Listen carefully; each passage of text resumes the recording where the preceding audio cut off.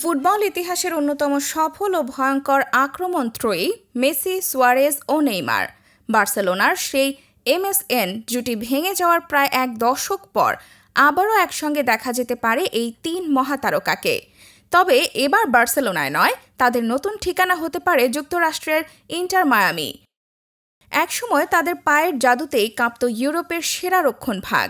মেসির সৃজনশীলতা, সুয়ারেজের ক্ষুরধার ফিনিশিং আর নেইমারের নান্দনিক ড্রিবলিং, তিন তারকার মিলিত শক্তিতে বার্সেলোনা হয়ে উঠেছিল অপ্রতিরোধ্য।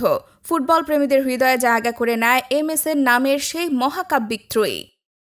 2017 সালে নেইমার বার্সেলোনা ছেড়ে পিএসজিতে যোগ দিলে থেমে যায় সেই রোমাঞ্চকর গল্প।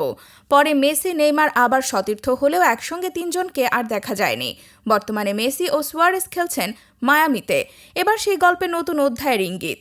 ব্রিটিশ সংবাদ মাধ্যম দ্য সান জানিয়েছে, মিয়ামির সহ মালিক ডেভিড বেকহাম নেইমারকে দলে ফেরানোর চেষ্টা করতে পারেন।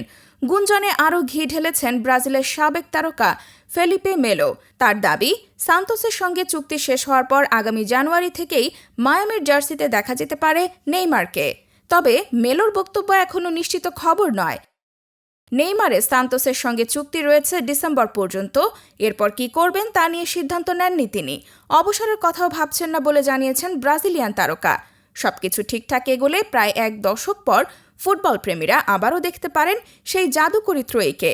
এবার বার্সেলোনার নীল লাল নয়, মায়ামির গোলাপি জার্সিতে ফিরে আসতে পারে ফুটবল নস্টালজিক এমএসএন।